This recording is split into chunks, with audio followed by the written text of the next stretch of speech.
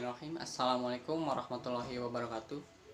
Perkenalkan, nama saya Farhan Naufal Amin, NPM 193404133, Bahasa Indonesia kelas D. Di sini saya akan mempresentasikan artikel dari jurnal yang berjudul Perkembangan Penelitian Kinerja Perbankan di Indonesia dari Filipus A.Y. Suryaputra Bandi Dodi Setiawan. Yang pertama, saya akan membahas bank merupakan sebagian sumber pendanaan utama perusahaan. Segagalnya sebuah bank dapat pula berimbas kepada perusahaan-perusahaan selain perusahaan sektor keuangan. Bank sebagai penghimpun dana, pihak ketiga mempunyai peran untuk pemberian pinjaman berupa kredit bagi perusahaan. Untuk itu diperlukan penelitian lebih mendalam mengenai kinerja perbankan. Dari hasil penelitian mengandung riset gap, contohnya penelitian Istiqomah dan Mildawati menyatakan capital adequacy ratio tidak berpengaruh terhadap return on asset, sedangkan penelitian Daryawati dan Handayati menyatakan capital adequacy ratio berpengaruh negatif terhadap return on asset. Bahkan penelitian Sakul menyatakan bahwa capital adequacy ratio berpengaruh positif terhadap return on asset.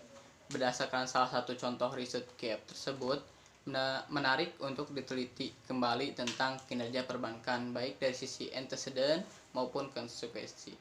Selanjutnya, metode penelitian yang digunakan penelitian ini adalah metode sorting the field yang dilakukan oleh Hasford et al. Dalam pendekatan ini, artikel coba memilih beberapa hasil penelitian tentang kinerja perbankan sejenisnya yang diterbitkan di 12 jurnal terakreditasi dan kemudian dikelompokkan berdasarkan topik, metode penelitian, dan disiplin ilmu. Penelitian ini menggunakan 37 artikel yang diperoleh dari 12 jurnal terakreditasi nasional yang telah memenuhi kriteria. Pada tabel 1, peneliti memilih periode 16 tahun pengamatan. Alasan pada periode tersebut, penelitian kinerja perbankan mulai berkembang pesat di Indonesia. Proses seleksi mendapatkan hasil 37 artikel terkait dengan kinerja perbankan secara khusus tersedia online. Kami memasukkan data bibliografi berdasarkan tahun publikasi peneliti, jurnal, judul penelitian, daftar referensi, serta afiliasi institusional saat terpublikasi. Mengenai artikel yang tidak tersedia online, kami mengeluarkan sebagai sampel dalam pemilihan di jurnal nasional terakreditasi. Dapat dilihat bahwa secara total dari tahun 2002 sampai 2017 ada 2 jurnal yang mendominasi penelitian tentang kinerja perbankan, yaitu Ekuitas 18,92%, kinerja AAI 16,22%, GSB 13,51%, EJEM 10,81%, JDM dan JAK 8,11%, JKP dan JAMAL 5,41%. Tabel 3 yang dapat ditarik kesimpulan bahwa selama 16 tahun topik yang dibahas adalah antecedent dari kinerja perbankan atau sekitar 54,5%. Sedangkan yang membahas tentang konsekuensi dan lainnya membandingkan kinerja perbankan dan faktor yang dipengaruhi oleh kinerja perbankan adalah sekitar 18,92%.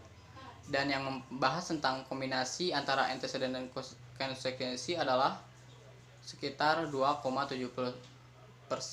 Disimpulkan bahwa selama 16 tahun, metode penelitian yang banyak digunakan oleh peneliti di Indonesia sekitar adalah metode analitikal, yaitu sekitar 31 artikel, 83,78%. Sedangkan yang menggunakan metode survei dan literatur review masing-masing sekitar 1 artikel saja, 2,70%, dan 5 artikel 13,51%. Jika dilihat pada periode 1 masih didominasi oleh metode analitikal, yaitu sekitar 6 artikel, 16,22%.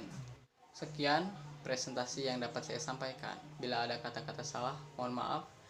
Billahi taufiq wal hidayah. Wassalamualaikum warahmatullahi wabarakatuh.